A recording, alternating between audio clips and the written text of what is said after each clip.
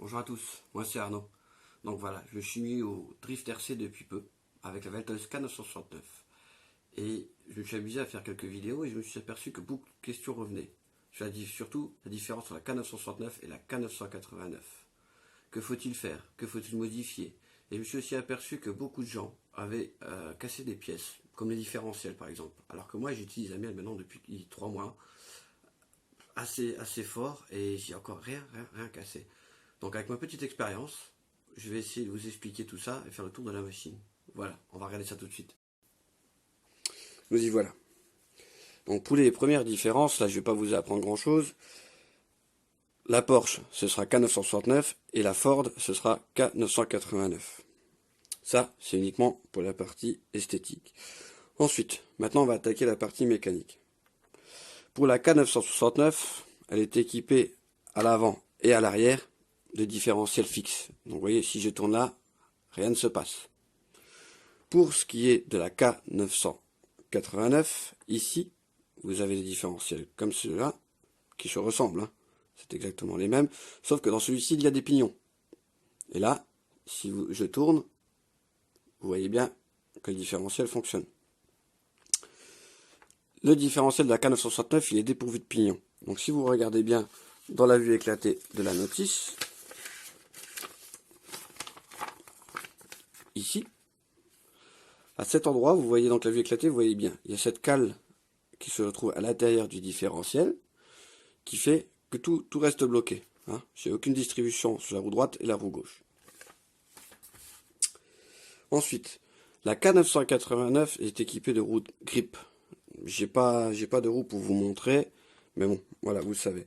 Pour ce qui est de la K969, elle est équipée directement de ces roues-là. Hein, c'est des roues qui sont déjà équipées de griffes, c'est-à-dire que vous prenez votre voiture, vous mettez la batterie, chargez, allumez la télécommande et vous pouvez commencer à vous entraîner au drift. Voilà. Ça, c'est uniquement les différences entre ces deux voitures.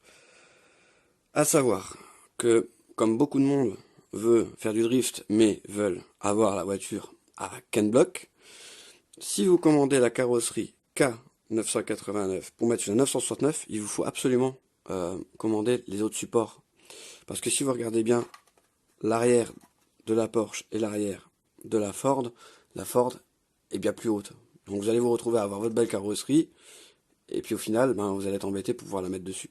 Ce serait dommage. Donc voilà. Ça, c'est pour les différences parties mécaniques. Les choses à savoir, c'est que si vous êtes équipé donc de la K989 avec des différentiels libres, moi, si je peux vous donner un conseil, vous démontez à l'intérieur, vous ouvrez et vous mettez de la graisse à l'intérieur. Ce sera toujours mieux. Justement, en parlant des différentiels, je vais venir là-dessus parce que, comme je vous ai dit, beaucoup de personnes ont cassé ces pièces-là. Ils ont été cassés à cet endroit. Moi, ce que j'ai remarqué, c'est que sur la mienne, donc je vais vous montrer tout de suite. Donc voilà la mienne.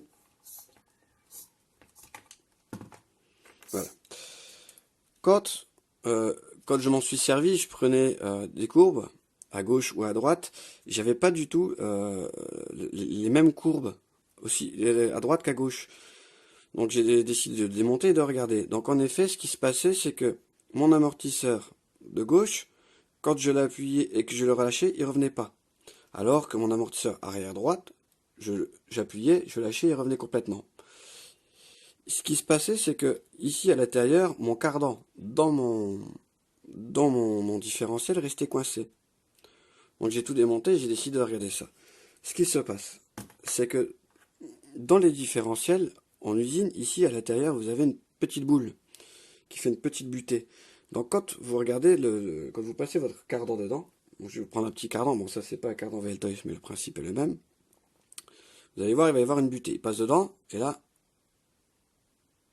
clac, voilà. Là il est dans la butée. Et vous voyez, il a tendance à... je vais le mettre un peu mieux, voilà. Il a tendance ici, là, à l'intérieur, à s'écarter. Hein.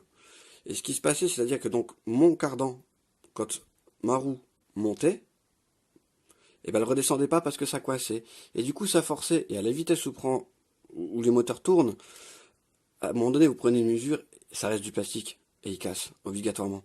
Et c'est pour ça que moi, les miens, et pourtant je m'en sers assez fort dans ma voiture, n'ont pas cassé une seule fois. C'est pour ça. Après, un défaut, ça peut arriver. Moi, je tourne sur du carrelage, principalement, avec des joints de carrelage, on va dire, à peu près corrects. Pas trop de décalage entre mes carreaux. Et je tourne aussi sur un revêtement laqué sur du bois. Hein, sur une grande planche que j'ai fabriquée, on va dire un petit circuit. Donc voilà.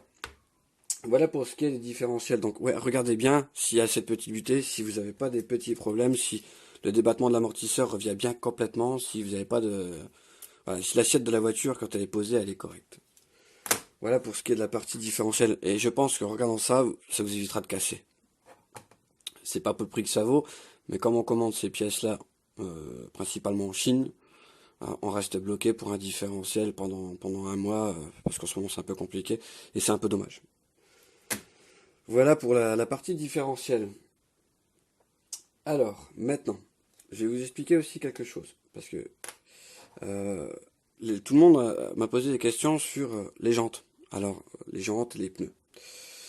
Moi, ici, j'ai changé donc les jantes, et il faut bien savoir une chose, c'est que quand vous achetez des jantes mini Z pour adapter sur votre K969, il faut absolument que vous sélectionnez AWD. AWD, c'est la particularité d'avoir la même forme qu'on retrouve ici que la VL Toys. Par contre, si vous faites la même erreur que moi, hein, que vous lisez pas, vous prenez pas le temps, vous allez vous retrouver avec des jantes comme ça. Voilà, un gros trou. Et pas possibilité d'adapter. Enfin, en tout cas, moi, j'ai pas d'imprimante 3D et j'ai pas pu fabriquer de pièces. Donc voilà, j'ai 4 jantes, enfin la 3, la quatrième doit être à quelque part, jamais servi. Et voilà, c'est inutile, j'ai perdu de l'argent. Donc regardez bien, j'insiste, sélectionnez AWD. Voilà pour ce qui est des pneus. Ensuite, les pneus, moi j'utilise des pneus en DS Racing, de la marque DS Racing, et des LF1. Voilà, chez DS Racing, comme j'ai bien compris, ça part de DS1 à de LF1 pardon, à LF4. Donc LF1 c'est du grip et au fur et à mesure que vous montez, LF2, LF3, LF4, le grip diminue. Donc moi pour le carrelage, le LF1 est très bien. Par contre, quand j'utilise sur ma piste avec le laquage légèrement granuleux, je pense commander des LF3 pour essayer, avoir un peu moins de grip, parce que du coup, le basculement droite-gauche, ils sont différents. J'ai plus de mal à les gérer que sur le carrelage. Donc voilà, à savoir qu'il y a différentes duretés de pneus, différents grips. Donc maintenant, je vais vous parler des roues et enfin de l'ensemble de roues avec les différentes tailles. Voilà, moi j'ai commandé donc un jeu de roues. À l'avant, elles font 8,5 mm et à l'arrière, elles font 11 mm de large. Il faut savoir aussi que j'ai appris quelque chose que je ne connaissais pas, comme je vous ai expliqué, le drift c'est tout récent pour moi. Sur les jantes qu'on utilise, il y a des déports. En fait, vous avez des déports qui partent de 0, donc à 0, 1 mm, 2 mm, 3, puis je pense que les propositions sont différentes selon les marques. Et donc ça va jouer le déport de vos jantes par rapport à la carrosserie que vous allez mettre dessus. Pour avoir le même anthrax sur les roues arrière comme sur les roues avant que la largeur de la carrosserie, il va falloir à vous de calculer le déport qu'il vous faut pour arriver à la même largeur que votre carrosserie. Pour explication, c'est-à-dire que si vos roues, elles arrivent ici, là, j'essaie de montrer mieux, qu'elles arrivent ici dans la carrosserie, ou qu'elles arrivent là, ce sera pas terrible, le montage sera pas top. Donc à vous après, quand vous commandez des jantes, de regarder, de prendre en compte le déport qu'il vous faut pour la commande, pour qu'elles arrivent bien au niveau de la carrosserie. Attention de ne pas prendre trop large et d'arriver dans l'aile et qu'il y ait du frottement. Hein, parce que là, à ce moment-là, ben c'est dommage, vous pourrez rien faire. Soit vous allez devoir recommander des jantes, soit vous allez devoir, comme j'ai déjà vu faire, limer le passage d'aile pour avoir un peu plus de battement. Donc voilà, bien prendre en compte les déports des jantes, et ça va être par rapport à votre carrosserie. Donc maintenant qu'on parle de la carrosserie, aussi je vais vous expliquer quelque chose, parce que beaucoup de personnes demandent, ouais je veux changer des carrosseries, je veux adapter, etc. Il faut savoir une chose, c'est que la VL Toys, hein, elle est déjà proposée en anthrax de roue d'origine de 98 mm. Et vous pouvez, de 98 mm, la basculer à 102 mm. Donc là, je suis à 102 mm. Et pour ça, il n'y a rien de compliqué. Ça, de toute façon, moi, je vais recevoir, j'ai commandé une deuxième VL Toys qui doit arriver, une K969. J'ai commandé carrosserie en 102 mm. Et donc, je vais devoir refaire la modif complète. Donc, si ça vous intéresse que je refasse une vidéo avec la modification de l'anthrax de la carrosserie avec le remplacement du pignon, vous me le mettez en commentaire en dessous de la vidéo et puis j'aviserai pour faire ça. Voilà. Donc comme je vous disais, 98 à 102 mm, c'est pas compliqué. Ici, vous avez le premier anthrax, donc ici à la base, et ensuite elle bascule ici quand vous passez donc à 102 mm. C'est pour ça que quand vous commandez une carrosserie pour adapter dessus, il faut bien regarder dans la carrosserie, dans la description de la carrosserie, si elle est sont les tailles, les propositions que vous avez. Hein, si vous prenez du au-delà de 102 mm, du 107 ou 105, je sais plus exactement, il faudra que je vérifie, vous allez vous retrouver avec les roues complètement excentrées des jantes. Et ce sera pas beau, ce sera difficile à adapter, et enfin ce sera pas top. Voilà, ça c'est aussi une chose à savoir. Donc pour la carrosserie, c'est bon, je vous ai expliqué. Donc comme je vous ai dit, si vous voulez que je fasse une petite vidéo sur la modification de l'anthrax, avec le remplacement du pignon arrière, je vous ferai ça. Voilà. Après, il y a beaucoup de vidéos qui ont été faites, mais moi je me suis permis de faire cette vidéo, parce qu'en français, en fait, on trouve pas grand chose. Voilà, pour ça, soyez indulgents, c'est ma première vidéo, et c'est un peu délicat. Donc voilà pour ce qui est des descriptions. Voilà pour ce qui est des petites choses à savoir au niveau des roues et tout ça. Ne pas oublier donc de sélectionner AWD pour bien avoir cette forme-là dans la jante, pour éviter de vous retrouver tout penaud, comme moi, avec des jantes comme ça, qu'on attend depuis 15 jours, et puis au final, on a que les pneus qui sont ronds. Voilà, ça, je pense avoir fait le tour. Ah oui, une chose aussi que je voulais vous dire, c'est que j'ai eu aussi beaucoup de personnes qui m'ont envoyé des messages pour me dire ouais, quelle pièce qu'il faut pour ça, quelle pièce qu'il faut pour ça. Cette notice là, outre les explications avec les petits garçons avec la belle coupe de cheveux là qui pilotent et comment charger sa batterie, elle est bien faite, elle est complète. Sur la page numéro 3, ici, vous avez toutes les informations. Déjà ici, donc pour le châssis, standard 90 mm, variable 102. Ça, c'est écrit aussi. Donc, tout est affiché. Ici, vous avez les différents pignons hein, qui sont fournis avec 15, 17, 19, 21, 27, etc. Tout est affiché dedans. Diamètre de la roue, largeur de roue, tout est expliqué. Pareil, pour ce qui est des pièces, il n'y a pas une pièce qui n'est pas répertoriée. Vous avez toutes les références des pièces. En plus, pour le démontage, ça aide.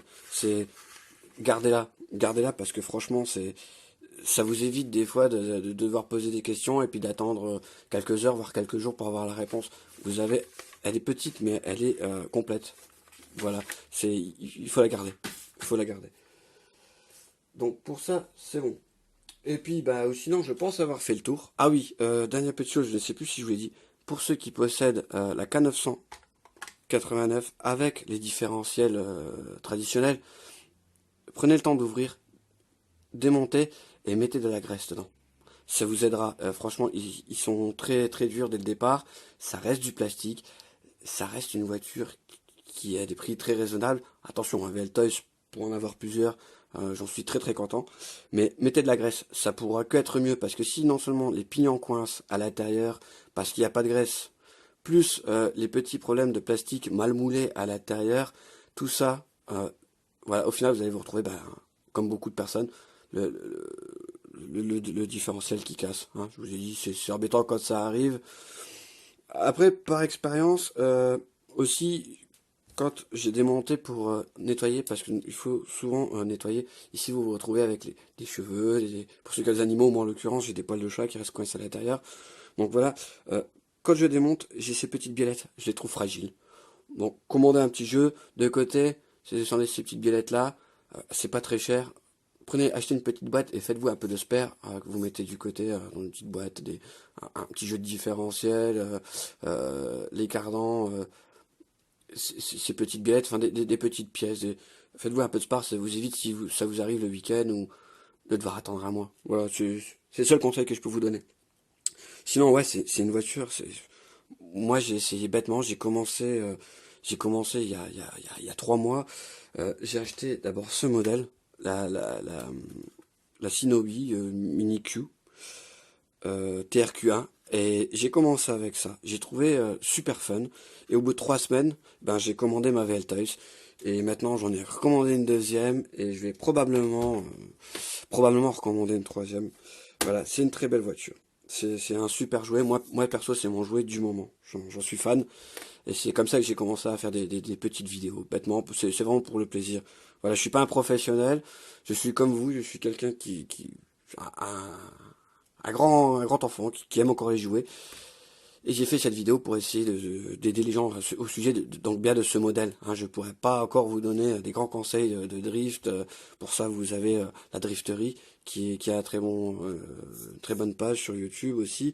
Et vous avez un drift RC France et des gens qui sont bien plus compétents que moi. Bon, en tout cas, voilà. Ça, c'est les informations que je voulais vous donner pour cette petite voiture. Si vous avez d'autres questions, que j'ai oublié quelque chose, n'hésitez pas. Mettez-moi en commentaire. J'essaierai de vous répondre au mieux possible, au plus rapidement possible. Et puis, comme je vous ai dit, je vais faire le montage de la prochaine avec la modification de l'Anthrax et toutes ces choses-là. Si ça vous intéresse que je fasse une petite vidéo, je vous la ferai. Et puis voilà quoi. Donc, ah oui, petite parenthèse, beaucoup de gens veulent mettre des pièces métalliques, les ponts d'amortisseurs. Moi, à vie personnelle, je suis pas pour. Je suis pas pour parce que le plastique, il a l'avantage d'absorber les chocs. Un plastique qui casse, vous commandez la pièce de la première partie, enfin la pièce qui est cassée, tandis que le métal, lui, il va pas absorber les chocs, il va répercuter le choc dans le reste dans le reste que des pièces, et ce serait dommage de casser un bloc différentiel, de casser des cardans, tout ça pour des pièces métalliques. Pour moi, c'est inutile, ça alourdit, ça sera pas mieux, voilà. Hein, si après vous voulez commencer à investir une voiture qui en moyenne vaut 45 euros et qu'au final vous vous retrouvez avec une A28 qui frôle les 120 euros, c'est pas, pour moi ça vaut pas le coup. Elle est déjà très très bien comme ça. Changer les roues, changer la carrosserie, à la limite des LED, hein, comme moi j'ai fait, des petites modifications comme ça pour vous faire plaisir, des petites modifications pas trop chères. Mais voilà, ça après c'est mon avis. Mais comme je vous expliquais, les upright métalliques, pour moi c'est pas top. Voilà, donc sur ce, bah moi je vais vous laisser, en espérant que cette vidéo vous a plu. Si elle vous a pas plu, vous pouvez me le dire aussi, comme ça je ferai pas les mêmes erreurs la prochaine fois. Et puis je vous remercie. Allez, au revoir.